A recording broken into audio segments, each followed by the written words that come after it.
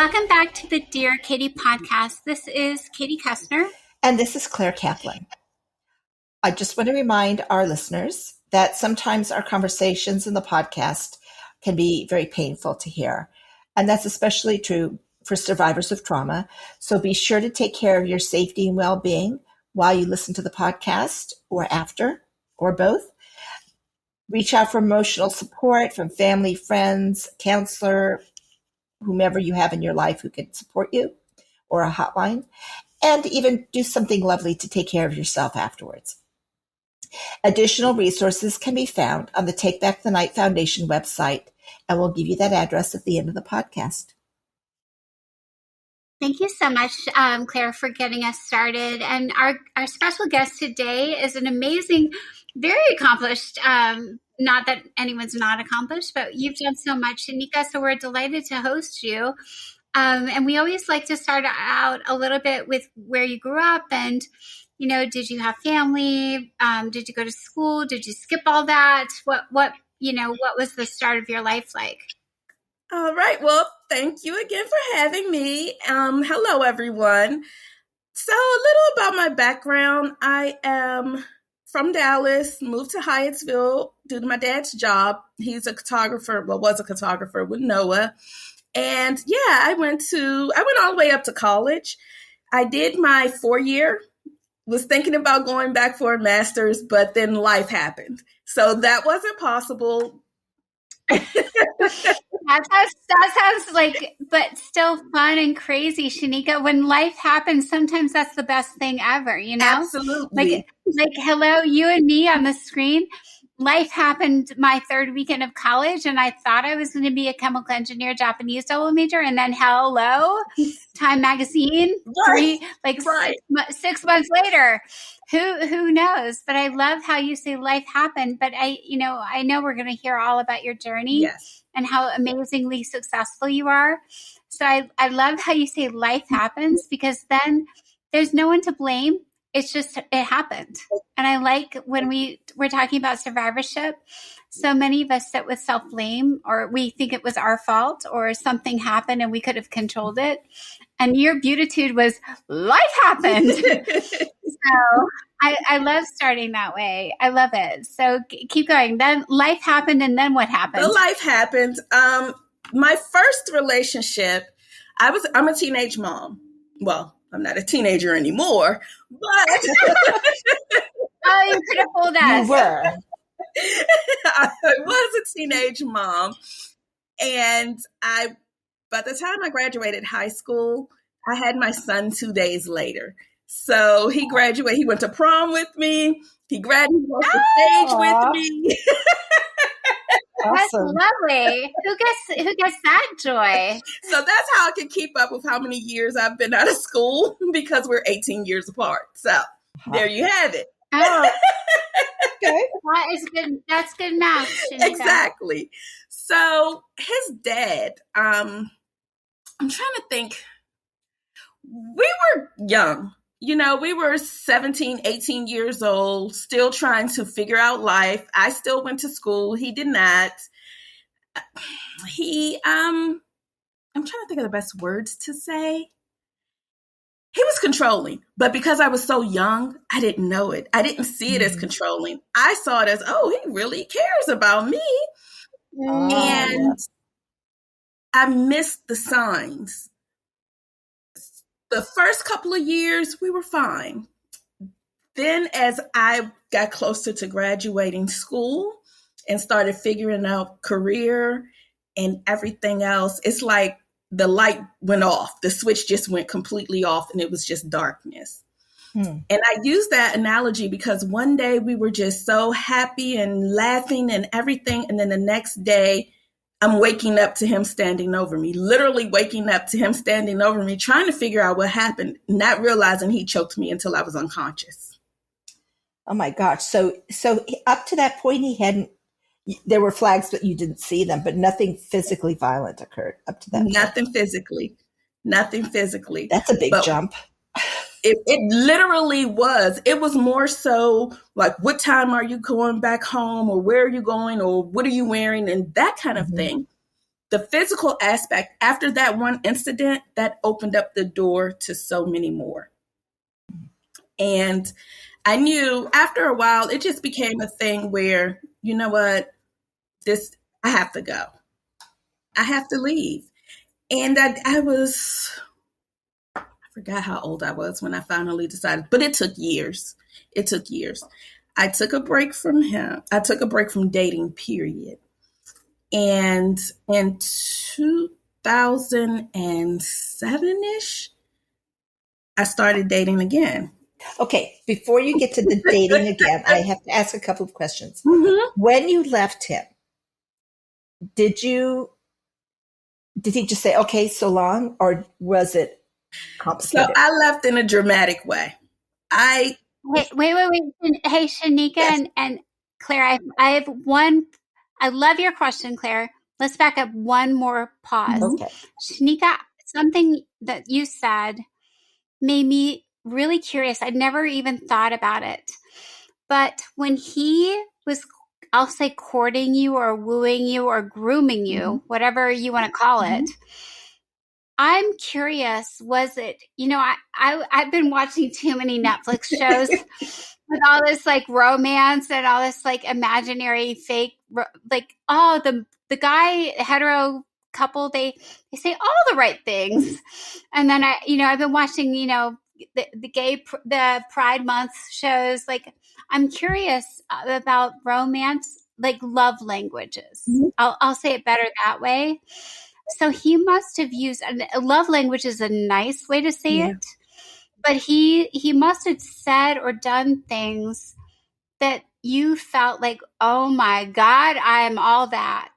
So do you remember any part of what that sounded like to you at how old you were? Because you were like 13, 14, right? I was young. I was very young. So what did it sound like, or what did he do? Was it the way he held you? Was it what he bought for you? Was it he took you places? There's like, I'm thinking of he could have done a million things. Yeah. Was it the way he spoke to you, complimented you? Can you recall what any of those things were? Because I think for our listeners, we have a lot of listeners, Schenika, who are in high school, the same age as what you were going through. And I think your explanation would really help them think about, what was it that he was doing or saying that made you feel loved and wanted that eventually crumbled.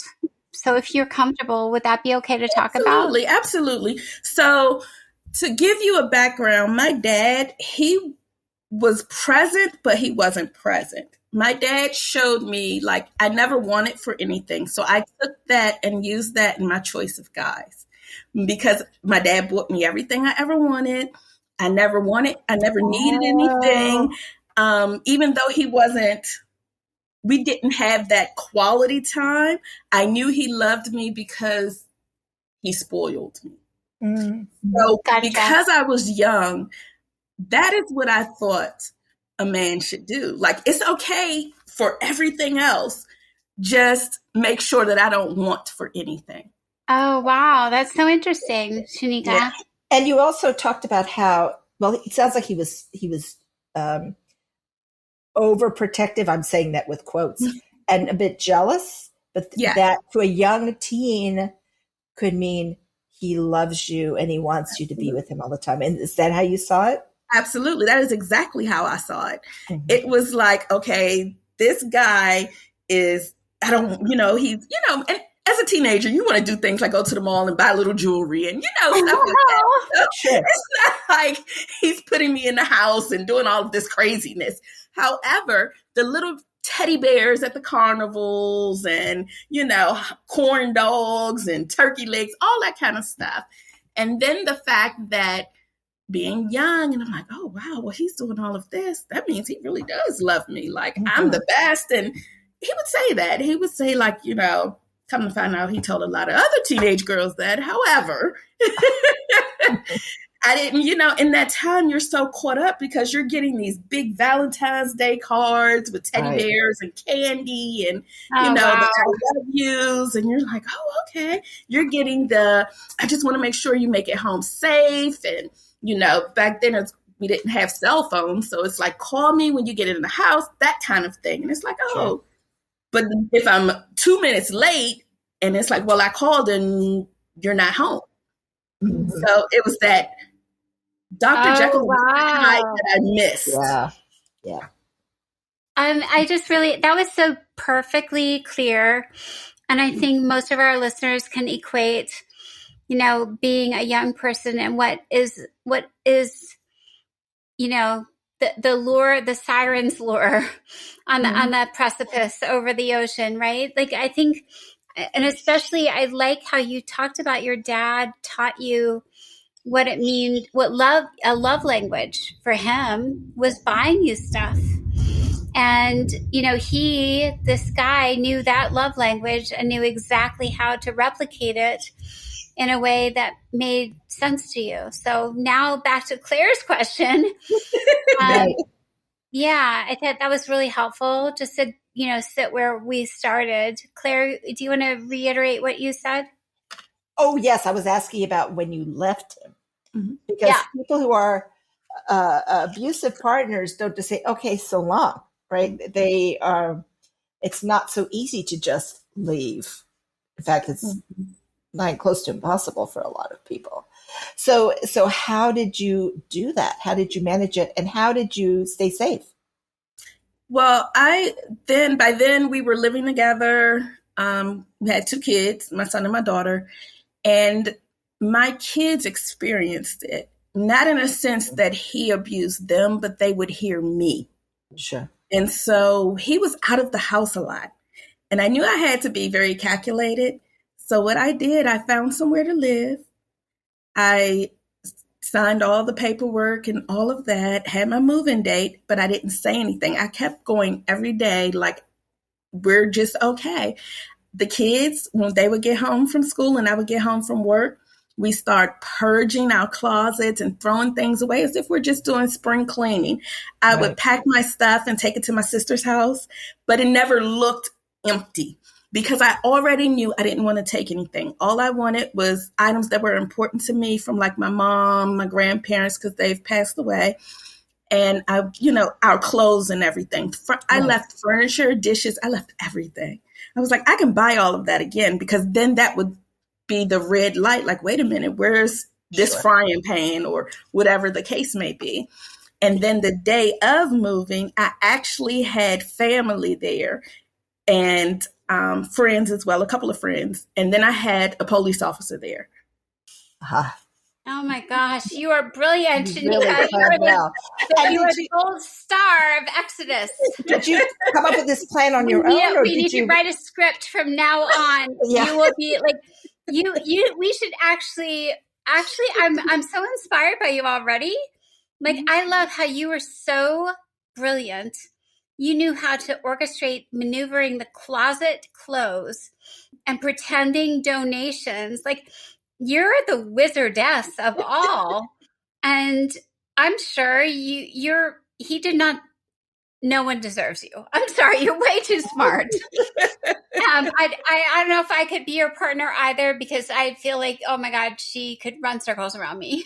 But go ahead, Claire. What were you? Yeah, I was just wondering if you planned this out yourself, or did you do some homework and figure out what you needed to do, or did you talk to a hotline, or did you get some advice? No, you figured all that yourself. I literally did this myself. Wow, that is remarkable. I love it.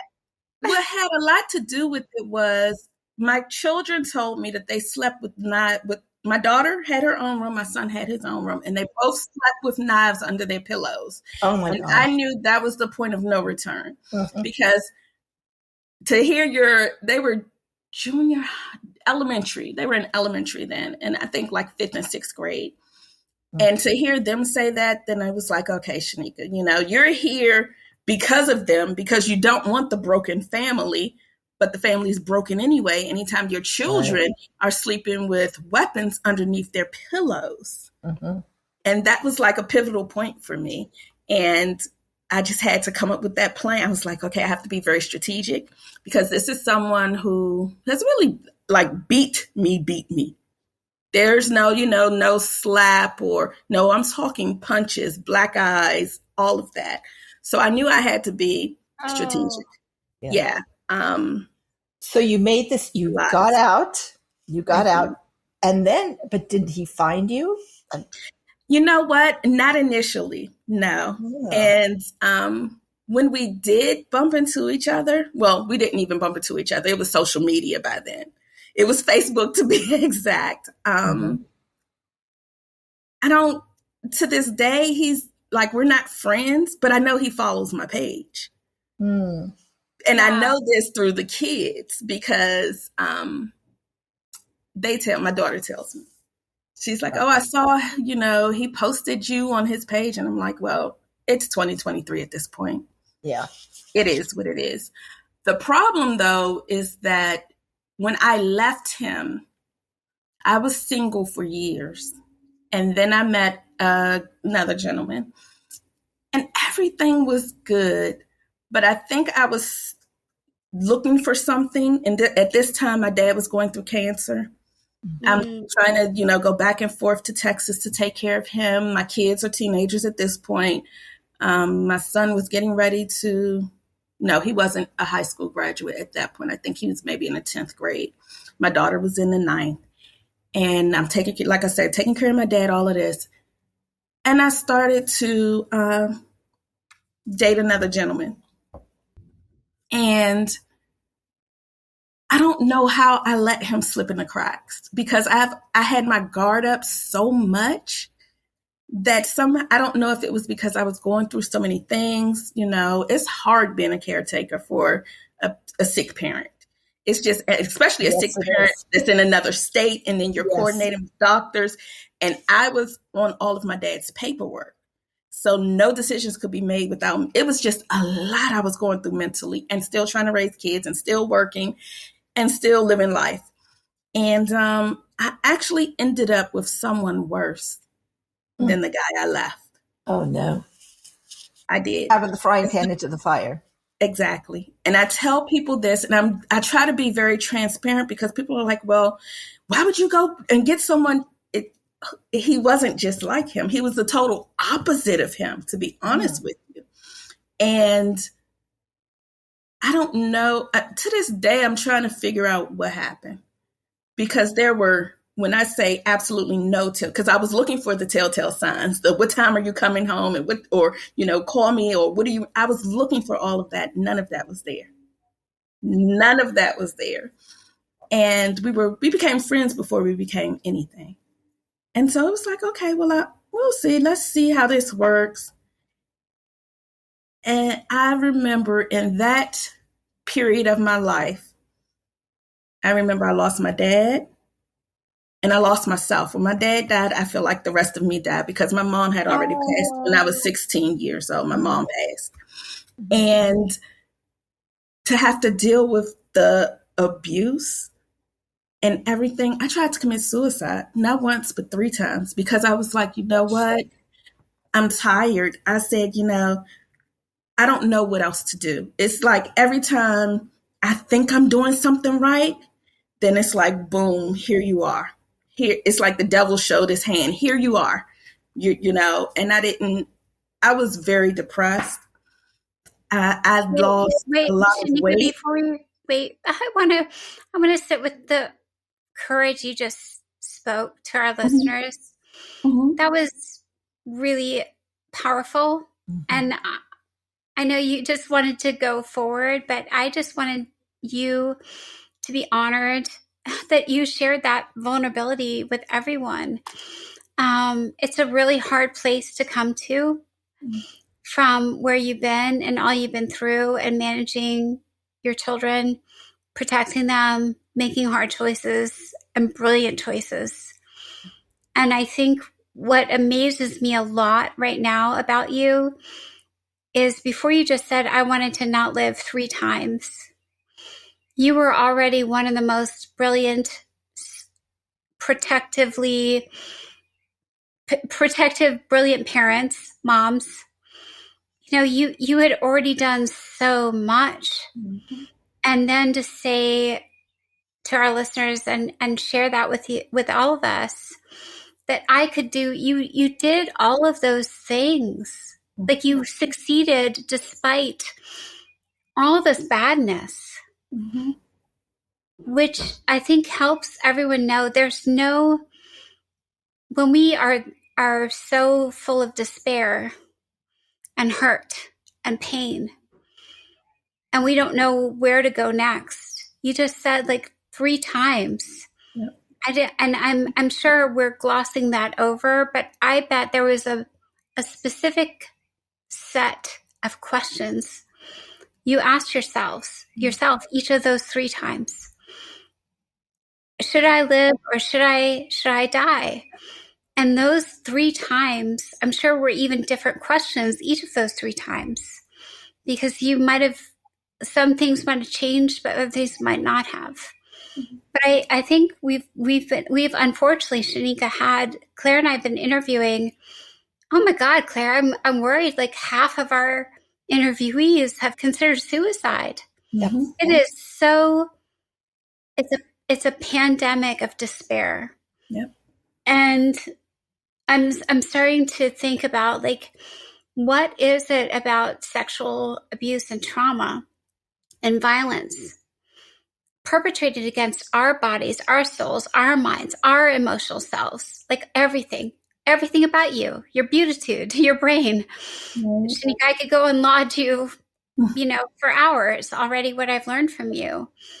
And what is it about trauma and abuse that makes us all feel like, I don't know how to navigate it and live tomorrow? And absolutely. I don't know if you don't have to answer me, but I've been thinking a lot about that question because it's been constant. And there's like, it's not like Claire and I sought out like to bring on to the podcast, like only if you've considered dying should you be on our podcast. That wasn't even a question, but yet it's come up time and again.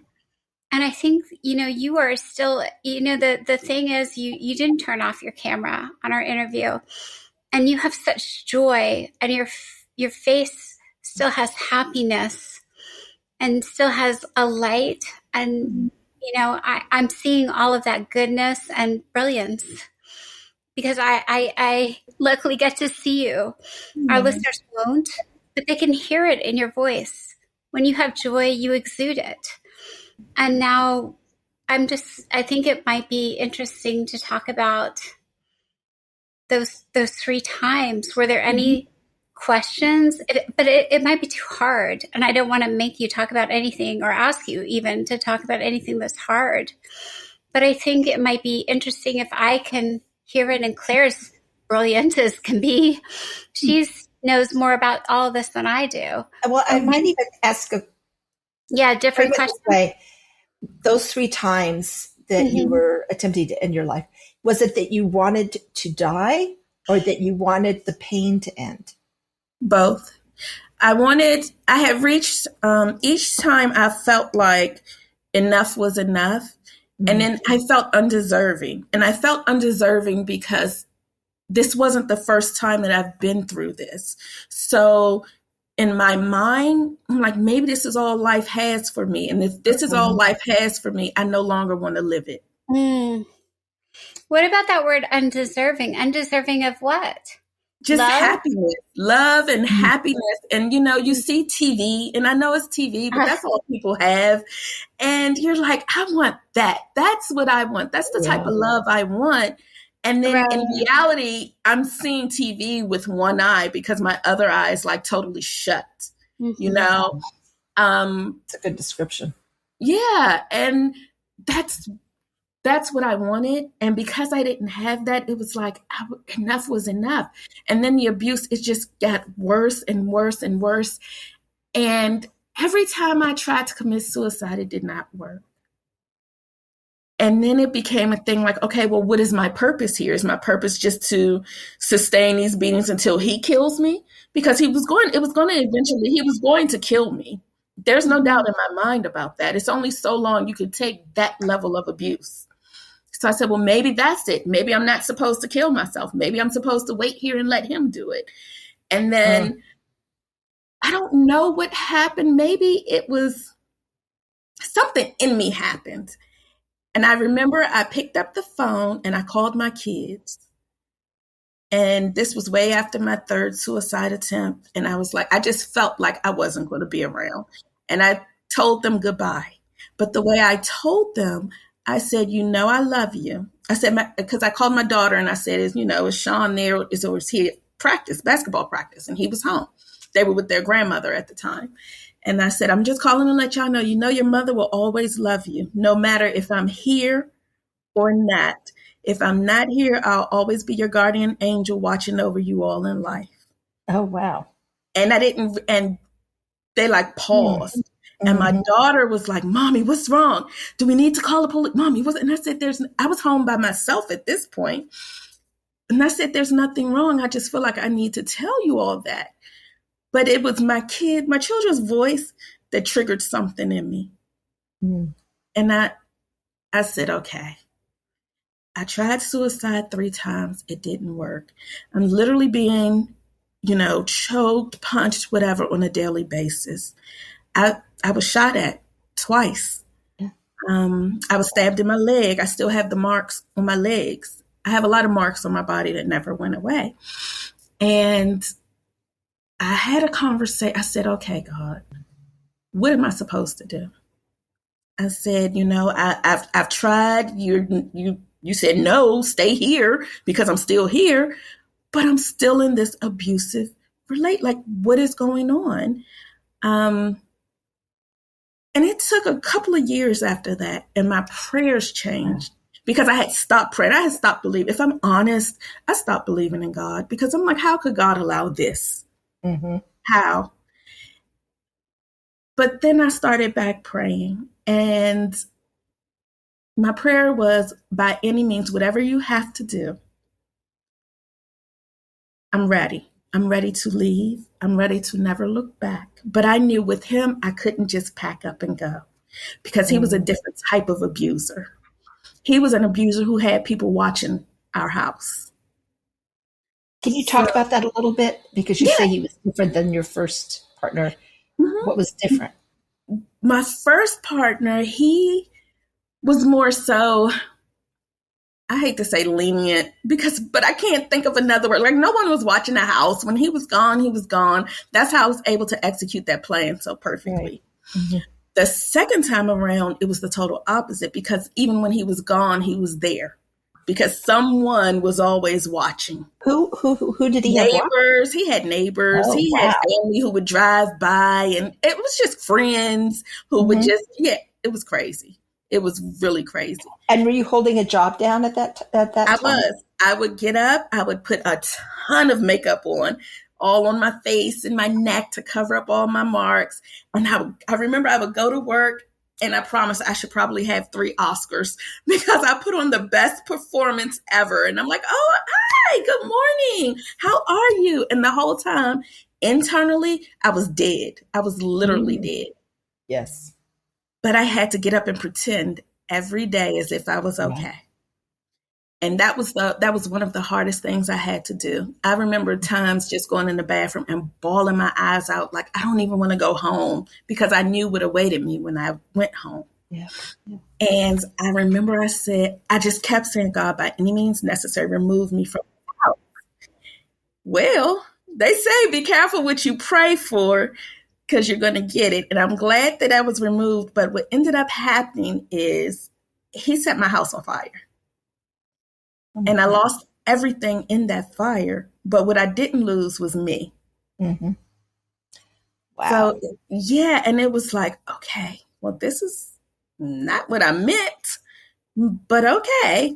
And I literally had to start over. And it crushed me, though, because by this time, that means I lost everything of my mom's, my dad's, my grandparents, everything I had of theirs, and they're all deceased, was lost in that fire. But it took me a couple of years afterwards to realize, you know what? I still have memories. My aunt, my other family members, they have stuff of my family. So did I really lose? No, I won because I'm here. I'm thriving. I was able to rebuild my life. I was able to leave him, and I have not seen him at all. Thank you. to all mankind. And it was just, but it was a lot mentally for me. Sure. And I struggled telling my story, if I'm honest. I went back and forth because I said I'd never tell my story. Why? Because people are so quick to judge you when you're in these types of situations. Yeah. And the first thing that everyone's, well, why didn't you leave? And I'm like, well, I can't just put my coat on and my shoes and grab my purse and walk out the front door. Like No, that's not how it works. You were being monitored 24/7. Exactly. So I'm like, that's not how it works.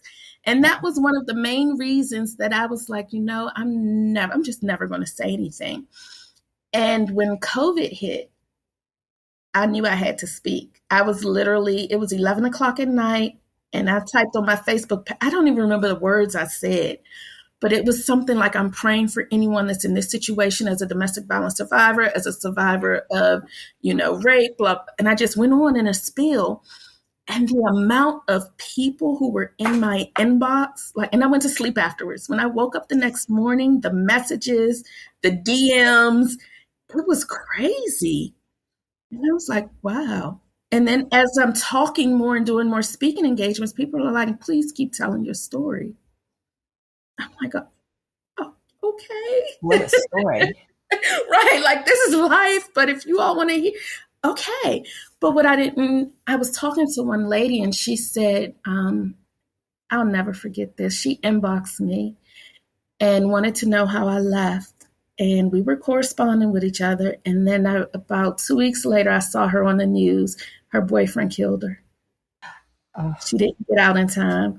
And that crushed me. Like, I don't know if I can take these types of stories, where I'm helping and then they don't get out. And then it's like, but I got out. So what am I supposed to do? So I deal with that too. It's like, you want to help the world, but you can't. You can only save so many people. But I want to say, I literally want to be able to help everyone who reaches out to me. But Schenika, you can only save yourself. True. I know Katie has had this experience, but when survivors go public and tell their stories, they hear from so many others, but you still, even more so, must take care of yourself first, because you will crash and burn, it isn't your job to save people, really. You saved yourself. Yeah. And they will save themselves too. Maybe with a little help, but ultimately they save themselves. Right. And how are your kids doing with all this? They're fine now. They are, let me get their ages. Wait a minute. They're 27 and 28 now. Okay. They're both working, have really good jobs. I'm a grandmother. My son has a daughter. So they're doing good. And I think what scared me with I know for a fact, what scared me is because they experienced that. I didn't want my daughter to accept it, and I didn't want my son to be that. So I've tried to be very transparent, and I'm like, look, if you all ever need counseling, whatever, let me know. Don't be embarrassed. I went through counseling. There's nothing to be embarrassed about. There's a stigma about, oh, you're crazy because you need counseling. No, you're not. You're trying to better yourself. And sometimes we can't do it. It takes someone else to have us to dig deep within ourselves, because a lot of times we suppress our emotions or we suppress our memories. And there are things that I know that's probably still suppressed that I haven't dealt with. But when it comes to the surface, it's like, oh, okay, where did this come from? I've had those moments before. And it's like, where did this come from? I was literally just laughing, and now I'm thinking of something that happened when I was a teenager, and I'm sitting here crying. Suppressed emotions, suppressed memories. Right. So, Katie, do you have questions? I'm just already listening to everything, Schenika. That was amazing. I think where maybe we head toward the end of our discussion is you also have gone on to thrive. And I want to talk about your healing and your new life and business adventure, and how you can inspire everyone that you've come out from under any dark clouds, I hope. Yes. And I hope, now that people are sharing their stories with you, it might harm you, but also sustain you. Mm-hmm. So True. let's talk about Talk that. about that. Yeah. Okay, so what my healing looked like I said, I did a lot of journaling. And I'm not an author or anything by all means, but journaling really helped me because I was able to literally just pour everything I've ever felt. And I went way back to when I was a little girl and just got 3-ring notebooks, 5 subjects, and literally just wrote out everything. I did go to counseling, and it took me a long time. Probably 4 years, maybe even 5 years before I even thought of entertaining anyone, let alone, being married or anything. And I had to make sure I was completely healed first, but not only that I didn't select the person, because in my healing, I realized that those 2 guys are guys that I chose. And clearly, I didn't know what I was doing because I was choosing based off of what I thought the man should be. And that's what I saw in my dad. Like my dad, like I say, he was a phenomenal father. He just didn't have that emotional part to him. His emotional part was, let me buy you this. So when you buy stuff, that's what I was looking for. This time I said, I'm not looking for anyone. They're going to have to chase me down. And moving forward, I started looking into, so I have a cosmetic line. I have my own cosmetic line. We're a global cosmetic line now. Yes, we'll be 5 years in business August 9th. Wow. Yes. So I'm excited about that. We've been doing really, really, really well in just this short time span. But on top of that, being a beauty owner, I am also married now. Yeah, so life really did a 360 for me. In 2018, I was talking to my now husband. Well, he was my husband then too, because we got married in 2017. But I was talking to him and I was like, with everything I went through with makeup, I said, for me, I want a cosmetic line based off of my own experience and how I had to wear it. And he was just like, whatever you want, babe, do it. And I was like, okay. So I had already been researching because I knew it was something I wanted. I just couldn't put forth the effort to it because I was still figuring me out and, trying to figure out what life would look like. Because honestly, I was scared. When you've been in those situations and then you realize the finality of it, and it's like, okay, not only am I now by myself, I'm by myself with nothing but a pair of pajamas I had on and my house slippers when my house caught fire. So for me, the start over was a real start over, like literally starting over with Red Cross kind of start over. Right. And to look back now and see where I am and the fact that I can literally tell the story and not like boo-hoo cry and not, to the close up, I've come a very long way because it's hard. And I have moments where I'm like, wow, I really went through that. Or I'll relive. I remember laying in the bed and the bullet went right by my ear. So I'll relive little things like that. Oh, triggers. Yeah. Flashbacks. Trigger. Yes. So it's just like, wow. Wait. Schenika, that was amazing. Again, I feel like we just took a better version of whatever that ship was that floated around the earth from that rich white man. I'm not naming any names because I really don't want to. Like, you took us on a better ride to the moon and stars and back with your interview. But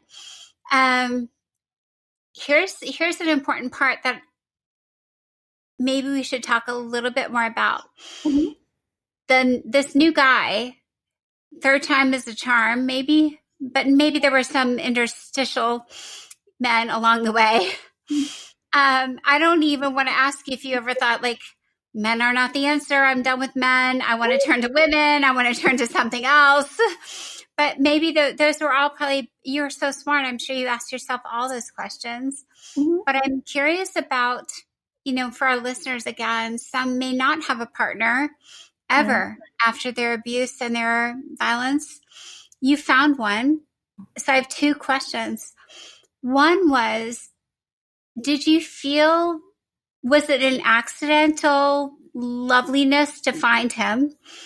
Did you, I still think sometimes the princess in fairyland wants to be told, like, I need a prince.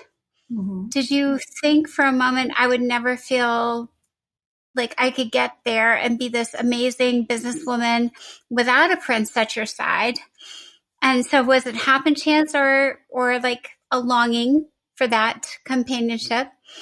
And are you lucky? So I guess I have two questions. I'm sorry, I'm rambling, always thinking out of my head.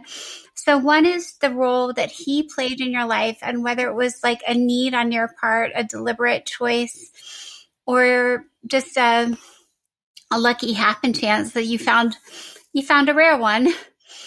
And then do you think you could have done all that you've done alone as well? For our listeners, like, could you have done it without support? And maybe those who don't have a partner, could they have found support and stamina from some other source? But I kind of end with, all I've learned of you is maybe it was always internal combustion.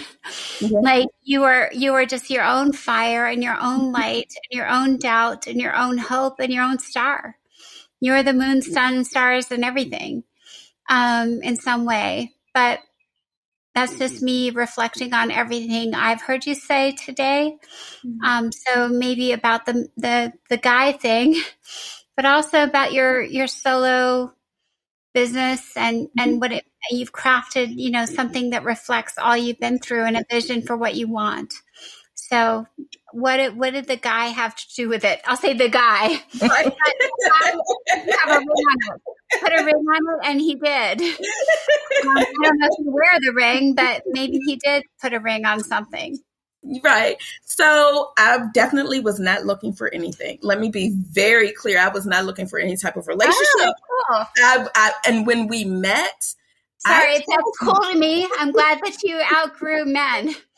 I was not looking for any type of relationship. And if I'm going to be very transparent, before him, I was with a woman. Awesome. And that was by choice. It wasn't like, some people are curious or anything. Let me be clear. I always knew that I was bisexual. That was you never. Were not at the, okay. You were not at the ice cream store and thought, I have never tried pistachio. Right. Let me try that on let's try that on my taste bud. Right.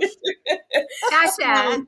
Yeah, but I was never looking for a relationship, whether it was male or female. I was done with relationships. And when we met, when I say he had to run me, well, I guess that's not the right word, but he had to literally like break down all walls because when he was honest, he said, well, do you think you'd give? Nope.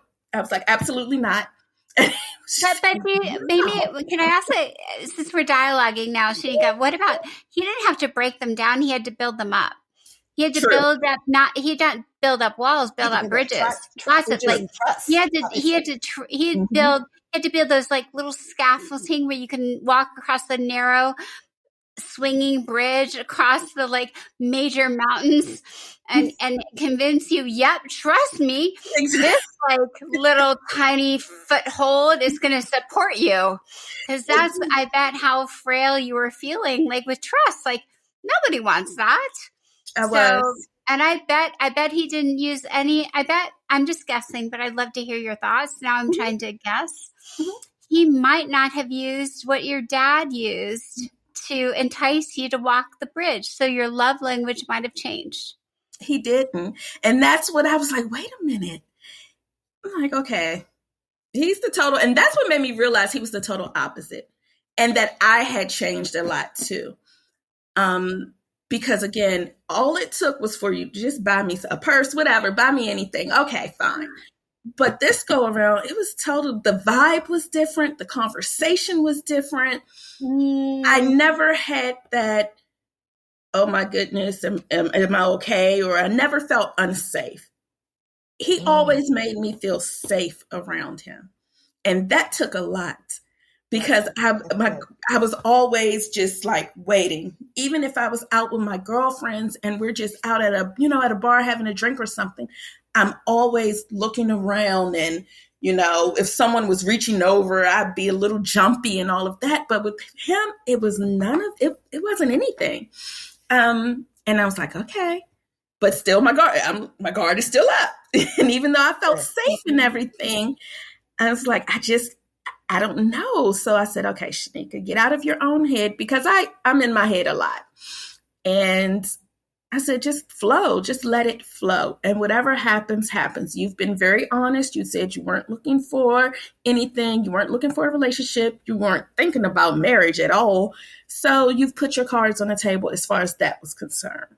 And we just had fun together. Like the laughs, we would laugh a lot, and it just became a norm. Like it went from us talking on the phone and going out once a week to now we're going out every day.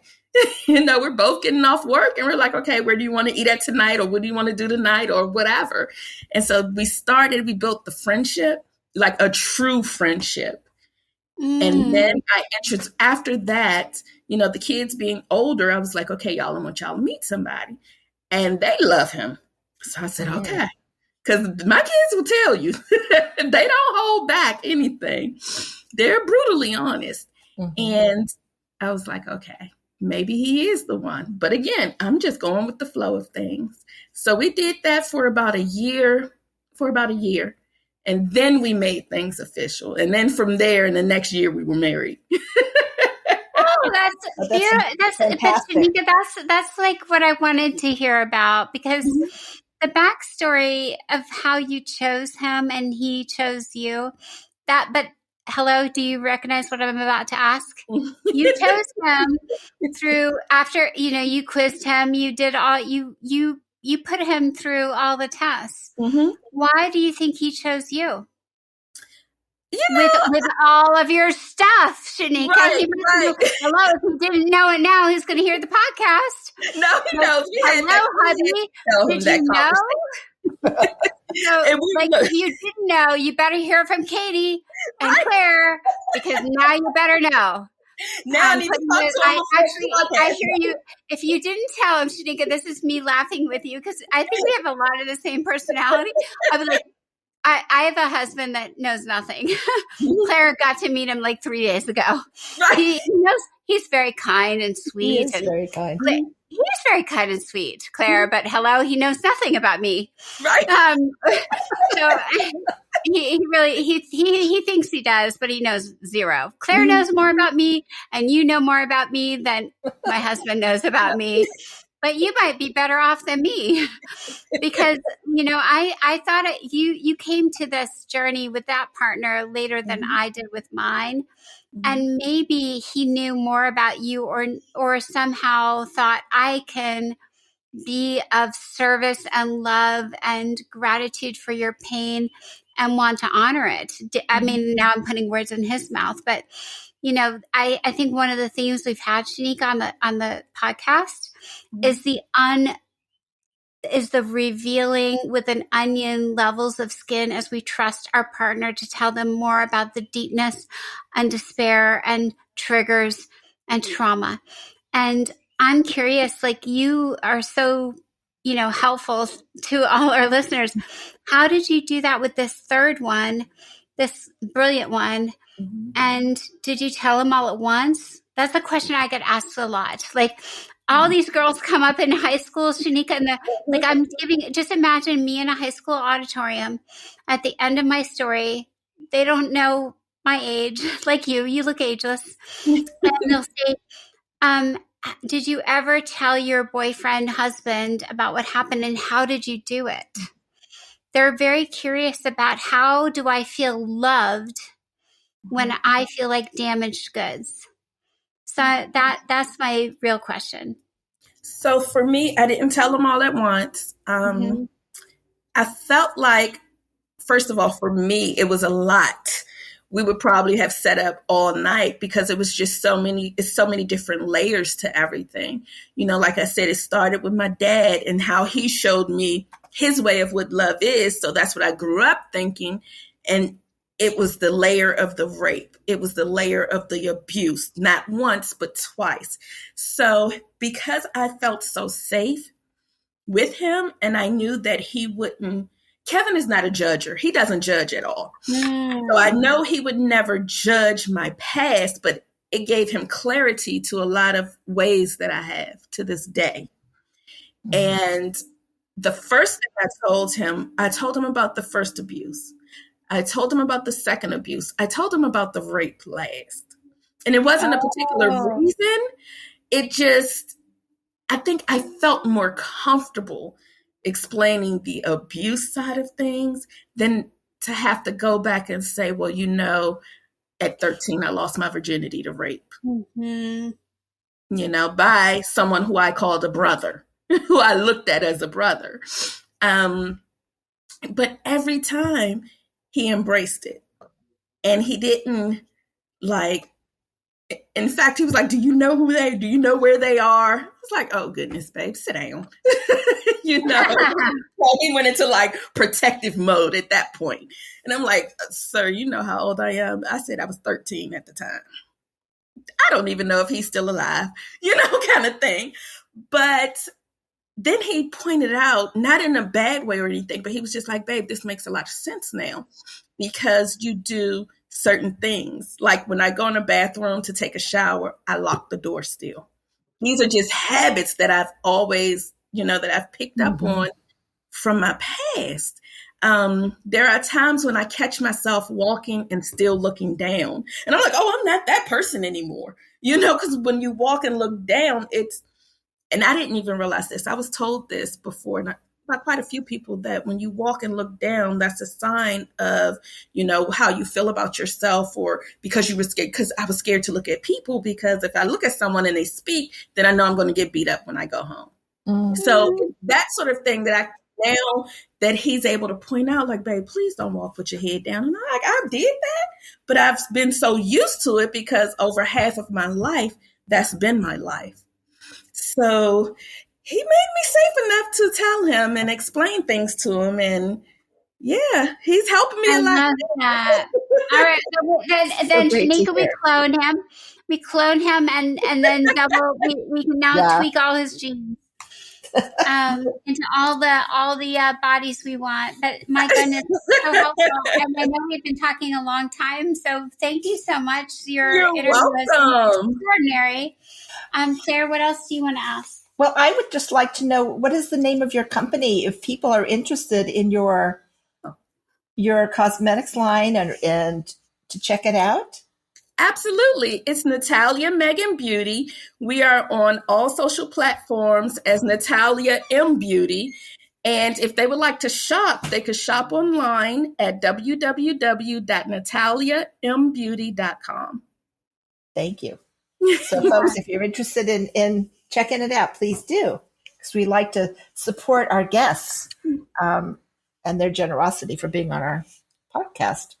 Absolutely.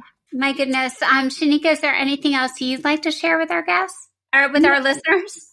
I would just like to tell them, anyone who's going through anything, just understand that there's light at the end of the tunnel. I'm a living, walking example of that.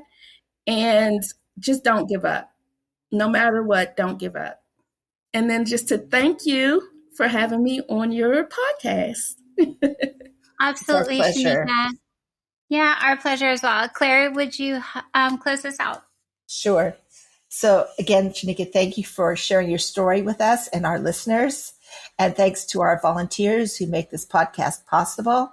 And if you listen to this, obviously, if you're listening to this, you are listening to it. But please share our podcast on your own social media and let your friends know about it, because we want to make sure that we're a platform for survivors everywhere. Yes. Also, if you need support but don't know where to find it, if you visit takebackthennight.org, you'll find a list of resources and how to reach our legal support hotline.